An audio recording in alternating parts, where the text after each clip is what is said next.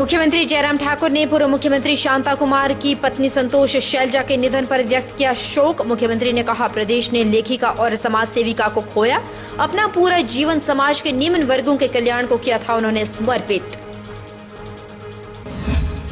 शहरी मंत्री ने किया लोअर बाजार का निरीक्षण। सौंदर्यीकरण के स्मार्ट सिटी के अधिकारियों को दिए निर्देश। सौंदर्यीकरण को लेकर प्लान करे तैयार ताकि बाजार सुंदर बने और पर्यटकों के लिए बना रहे आकर्षण का केंद्र।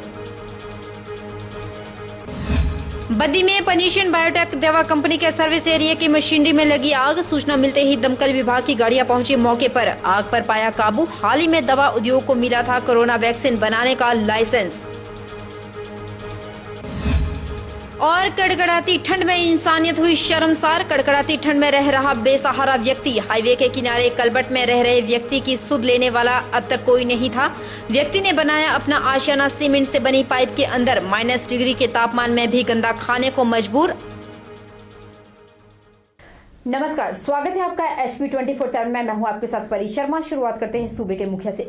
मुख्यमंत्री जयराम ठाकुर ने आज हिमाचल प्रदेश पर्यटन विकास निगम के निदेशक मंडल की 125वीं बैठक की अध्यक्षता करते हुए प्रदेश में निगम की इकाइयों को लाभप्रद और व्यवहार्य बनाने के लिए अधिक सक्रिय और व्यवसायिक दृष्टिकोण अपनाने पर बल दिया। जयराम ठाकुर ने कहा कि कोविड-19 महामारी ने प्रदेश के पर्यटन उद्योग को बुरी तरह से प्रभावित किया है।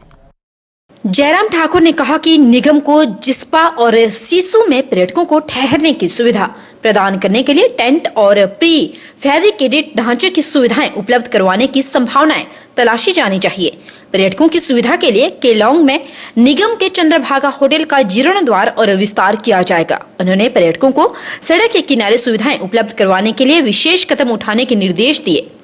मुख्यमंत्री ने कहा कि निगम ने अगले वर्ष 31 मार्च तक अपनी सभी परिसंपत्तियों में किराए में 40% छूट दी है, जबकि पहले पर्यटकों को 25 से 40% की छूट मिल रही थी। इसी वजह से कोविड-19 के बावजूद निगम की परिसंपत्तियों में ठहरने वाले पर्यटकों की संख्या बढ़ी है। उन्होंने कहा कि कोविड महामारी के दृष्टिगत मेहमानों को विभिन्न प्रकार के रोग प्रतिरोधक व्यंजन परोसे जा रहे हैं। मुख्यमंत्री जयराम ठाकुर ने पूर्व मुख्यमंत्री शांता कुमार की धर्मपत्नी संतोष शैलजा के निधन पर गहरा शोक व्यक्त किया। जिला कांगड़ा के डॉक्टर राजेंद्र प्रसाद राजकीय चिकित्सा महाविद्यालय में सुबह उनका देहांत हो गया। वह 83 वर्ष की थी। अपने शोक संदेश में जयराम ठाकुर ने कहा कि संतोष शैलजा की मृत्यु से प्रदेश ने एक शिक्षाविद, लेखिका और समाज सेविका को खोया है। उन्होंने अपना पूरा जीवन समाज के निम्न वर्ग के कल्याण को समर्पित किया है। मुख्यमंत्री ने ईश्वर से दिवंगत आत्मा की शांति और शोक संतप्त परिजनों को इस अपूरणीय क्षति को सहन करने की शक्ति प्रदान करने की प्रार्थना की। हमारी पार्टी के वरिष्ठ नेता श्री शांता कुमार जी के धर्मपत्नी जी का दुखद निधन आज सुबह 4 बजे हुआ है।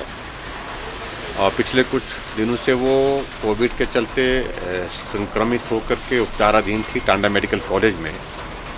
और हमने डॉक्टर्स के साथ लगातार संपर्क में रह कर के सारे विषयों पर बातचीत होती रही, उनके स्वास्थ्य के बारे में जानकारी हासिल करते रहे। फिर भी उसके बावजूद डॉक्टरों के भरपूर प्रयास करने के बावजूद भी उनको नहीं बचा पाए। आज सुबह 4 बजे जो है उनकी हृदय गति रुकने के कारण जो है उनकी दुखद मृत्यु हुई है। मैं उनकी इस मृत्यु पर शोक व्यक्त करता हूं और उनके परिवार को और विशेष तौर से श्री शांता कुमार जी को ऐसे दुख के इस क्षण में ईश्वर उनको शक्ति दे, इस दुख को सहन करने के लिए ईश्वर से प्रार्थना करता हूं। राजधानी शिमला के बाजारों का भी स्मार्ट सिटी के तहत कायाकल्प होगा। लोअर बाजार में टनल के पास चौक बनाने के साथ ही सड़क को भी खुला किया जाएगा। लोअर बाजार के सौंदर्यीकरण को लेकर शहरी मंत्री सुरेश भारद्वाज ने स्मार्ट सिटी के अधिकारियों को निर्देश जारी किए। मंगलवार को शहरी मंत्री ने स्मार्ट सिटी और नगर निगम के अधिकारियों के साथ लोअर बाजार का निरीक्षण किया और इस दौरान जहां दुकानदारों की समस्याएं सुनी, वहीं स्मार्ट सिटी के तहत बन रही दुकानों का निरीक्षण भी किया।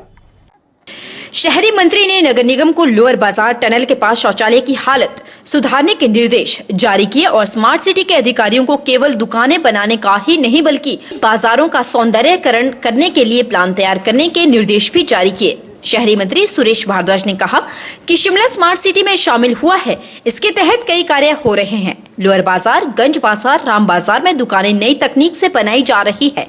लोअर बाजार शिमला का कोर एरिया है और शिमला का दिल कहा जाता है। ये सुंदर होना चाहिए। उन्होंने कहा कि बाजार के लोगों का कहना था कि दुकानें बदल रही हैं, लेकिन यहाँ बाजार सुंदर हो और चौक खुला हो, बाजार सुंदर दिखे, इसके लिए कार्य किया जाना चाहिए। इसको देखते हुए स्मार्ट सिटी नगर निगम के अधिकारियों को लेकर निरीक्षण किया गया और चर्चा हुई। सौंदर्यीकरण को लेकर प्लान तैयार करने को कहा गया ताकि बाजार सुंदर बने और पर्यटकों के लिए भी आकर्षण का केंद्र ये बाजार बना रहे। म्यूनिसिपल कॉरपोरेशन द्वारा बहुत सारी जो है स्टॉल्स के रूप में यहाँ पर स्ट्रक्चर्स बने हुए हैं और ये शिमला का कोर एरिया है, शिमला का दिल है। इसे सुंदर होना चाहिए। स्मार्ट सिटी के अंतर्गत जो है ये इसमें भव्यता आनी चाहिए और जो स्ट्रक्चर्स हैं, जो यहाँ पर काम करने वाले दुकानदार हैं, उनको भी एक ठीक एटमॉस्फेयर मिलना चाहिए। दृष्टि से आज स्मार्ट सिटी के जो हमारे अधिकारी हैं, हिमुडा के अधिकारी जो इस सारे प्रोजेक्ट को जो है वो कर रहे हैं और नगर निगम के अधिकारी हैं, उन सबको लेकर के जो है यहाँ पर आए थे और इसमें जो है इनको आपके सामने ही यहाँ पर जो है वो चर्चा हुई है, दिशा निर्देश दिए गए हैं। इसकी ब्यूटिफिकेशन के लिए ये इसका तुरंत जो है नक्शा बनाएंगे और उसके अनुसार जो है वो इसमें कार्य होगा ताकि जगह खुल सके। जयराम सरकार द्वारा रविवार को 3 साल के जश्न पर खर्च को लेकर कांग्रेस ने सवाल खड़े किए हैं और प्रदेश सरकार ने कितना पैसा इस पर खर्च किया है, इसको लेकर कांग्रेस ने श्वेत पत्र जारी करने की मांग की। कांग्रेस अध्यक्ष कुलदीप सिंह राठौर ने आरोप जड़े हैं कि सरकार ने जनता के करोड़ों रुपए जश्न पर खर्च किए, जिसका हिसाब उन्हें प्रदेश की जनता को देना होगा। यही नहीं, कांग्रेस ने पंचायत चुनावों के चलते आचार संहिता के बीच में सरकार द्वारा मनाए गए जश्न के खिलाफ चुनाव आयोग को भी पत्र लिखा है और आचार संहिता के उल्लंघन को लेकर कार्रवाई की मांग की। कुलदीप राठौर के मुताबिक भाजपा झूठ बोलने में सबसे आगे है। केंद्रीय विदेश मंत्री राजनाथ सिंह ने पूर्व प्रधानमंत्री अटल बिहारी वाजपेयी और वर्तमान में प्रधानमंत्री नरेंद्र मोदी के नाम से प्रदेश के लोगों को भावनात्मक जुड़ाव की जो बातें कही है वह पूरी तरह से झूठ है।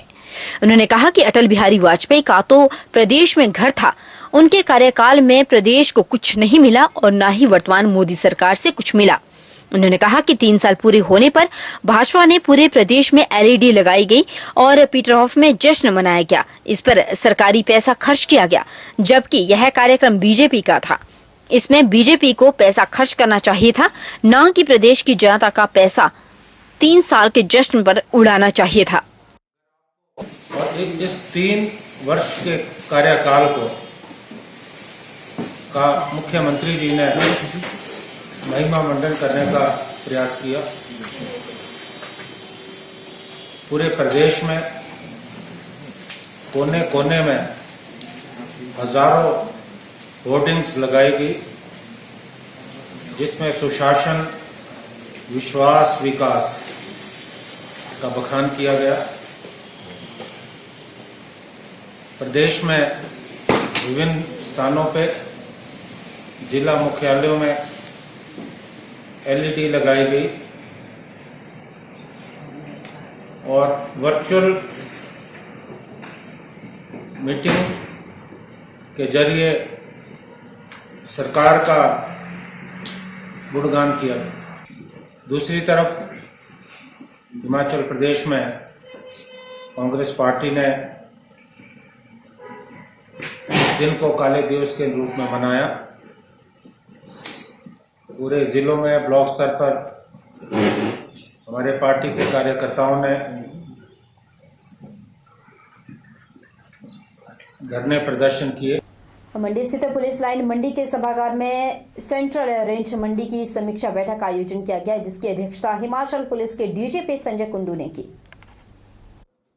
डीजीपी संजय कुंडू ने पत्रकार वार्ता को संबोधित करते हुए कहा कि कोविड मैनेजमेंट में हिमाचल पुलिस ने और राज्यों के मुकाबले बेहतरीन कार्य किया है। इस दौरान फेस मास्क वायलेशन के 42,000 से ज्यादा चालान किए गए और 2.15 करोड़ रुपए जुर्माना वसूल किया, जिसे ट्रेजरी में जमा किया गया। उन्होंने कहा कि सरकार के द्वारा कोविड को लेकर जो नॉर्म्स जारी किए हैं उनको प्रभावी तरीके से लागू किया जा रहा है। इसमें 17 एफआईआर दर्ज की गई और 2 लाख से ज्यादा फाइन किया गया। कोविड के दौरान उनके पास 1800 से ज्यादा जवान संक्रमित हुए और 4 जवानों ने अपनी जान भी गंवाई। वहीं डीजीपी संजय कुंडू ने कहा कि मौत के सौदागरों को बख्शा नहीं जाएगा। पहली बार हिमाचल में हाई क्वालिटी और हाई क्वांटिटी में चिट्टा पकड़ा गया है और अब ऐसे केसों को लॉजिकल एंड तक ले जाया जाएगा। इनकी फाइनेंशियली इन्वेस्टिगेशन की जाएगी और इसके साथ इनकी प्रॉपर्टी जब्त की जाएगी। इतना ही नहीं, संजय कुंडू एसपी शालिनी अग्निहोत्री की पीठ थपथपाते हुए भी नजर आए। आप जानते हैं कुछ दिन पहले मंडी में इन्होंने 337 ग्राम हेरोइन पकड़ी, जिसकी वैल्यू 1 करोड़ से ज्यादा है, और एक अंबाला से लड़का पकड़ा, एक फिलौर पंजाब से लड़का पकड़ा गया उसमें। और इन्होंने हमीरपुर एसपी ने भी 2-3 हफ्ते पहले 320 ग्राम हेरोइन पकड़ी गई। पहली बार हाई क्वालिटी और हाई क्वांटिटी में चिट्टा पकड़ा जा रहा है। इसके लिए मैं दोनों एसपीज को बहुत बहुत बधाई देता हूं और इनके स्टाफ को भी बहुत बहुत बधाई।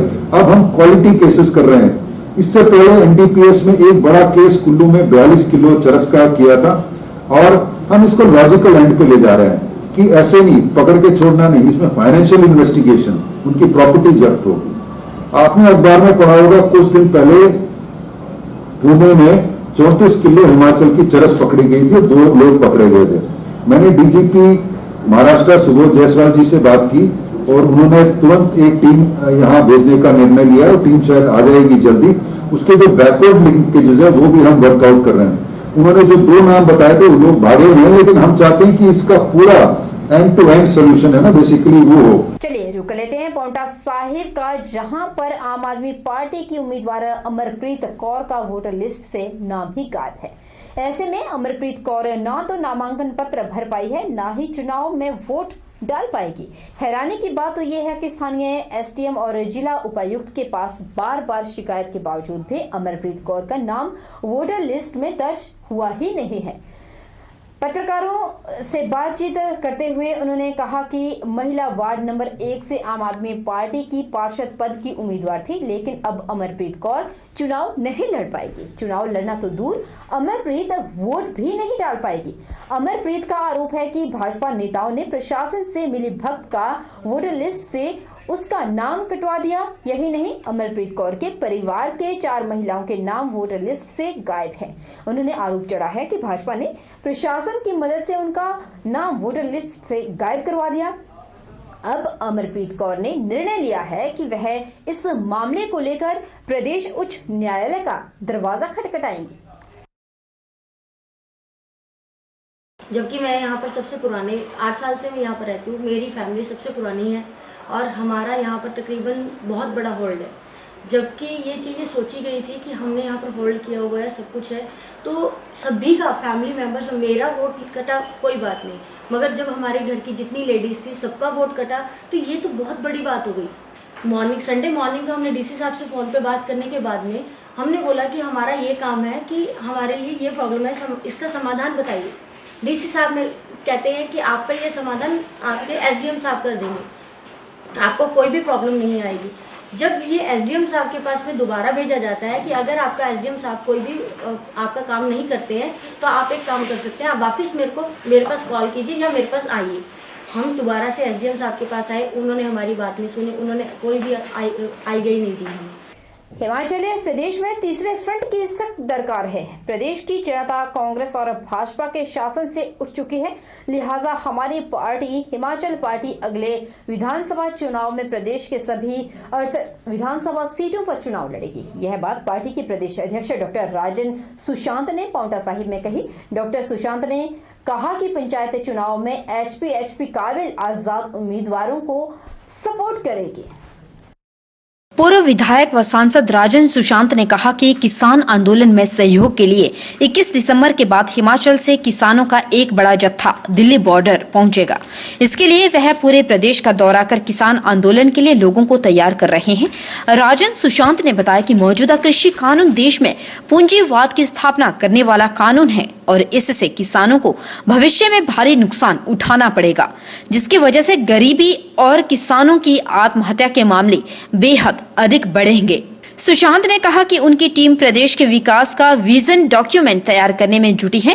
विजन डॉक्यूमेंट को प्रदेश की जनता के समक्ष रखा जाएगा और आगामी 2022 चुनाव में प्रदेश की जनता से सहयोग मांगा जाएगा। उन्होंने अपना संकल्प दोहराते हुए कहा कि प्रदेश में एचपी की सरकार आते ही 2 लाख लोगों को रोजगार उपलब्ध करवाया जाएगा। हमने कहा है अभी विजन डॉक्यूमेंट मेरा आने वाला है बहुत जल्दी। मैंने बहुत से vice chancellors, retired head of the departments, कुछ समाज के लोग बिठा रखे हैं, वो तैयार कर रहे हैं। बहुत जल्दी विजन डॉक्यूमेंट आएगा। उस डॉक्यूमेंट में नंबर 1 पर हमने रोजगार लिया है, बेरोजगारी का मुद्दा। और हमने कहा ये लंगड़े रोजगार हटा देंगे हम रेगुलर, और साथ में ये 1000-2000 से गुजारा नहीं चलेगा। 10 लाख रजिस्टर्ड लोग हैं। हमारी सरकार आएगी, पहले ही साल 2 लाख लोगों को रोजगार दूंगा मैं, 2 लाख लोगों को।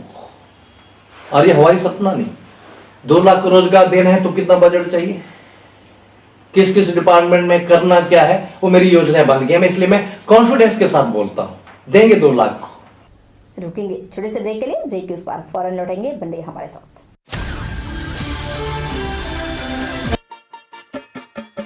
छोटे, आज का मैच तेरी बैटिंग का असली टेस्ट है। Test sir, test drive. Test बहन जी बल्ब टेस्ट तो कर लो।